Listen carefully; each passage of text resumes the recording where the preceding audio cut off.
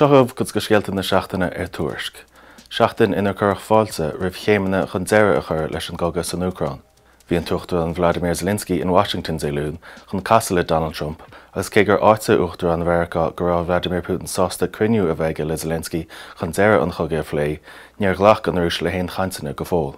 An seo Somália, chuir Sean Kelly agus Heather Humphreys an amnacha chun cín agus an bhirt a ggéar amnacháin ina Gaeile áil de thóchán na Uachtaránachta. Bhí ina Gaeil tús a chur leis an bóisés amnacháin arís tar éis do Word McGuinness tarint amach as an rása. Tá an tír ar Humphreys ina rá na coitiachta don amnacháin áil ag tús na mísa seogan, ach Sarah Kelly atá ina eisiar a Eorpach nach bhfuil a rásirte go fóil. Sa Gaeltacht tá cáileoirí ceapa ag údarás na Gaeltachta chun plantíochta na heagriachta a olbhú agus a bhainistú. Tá cólacht Tuairisc Consulting ránaí chun stratéis tíochta in achanna an údarás a chur le chéile chun don an lec leis an ggéirchéim tíochta sa Gaeltacht. Bhí an tíiseach míolmain ina meisiúd ag ómóst don bhile Deireadh Sullivan a bhása an seachtain seo. Cé gur cúnaí ar baras le breis leachiad bliain, bhain O'Sullivan cálamach as chud filiocht a Gaeilge. Ba é mar bhíonn ní é ceachar trí glíoch ar limbo ón málucháin Cáil de Judas an dáin is cáúla a tháinig óna feán.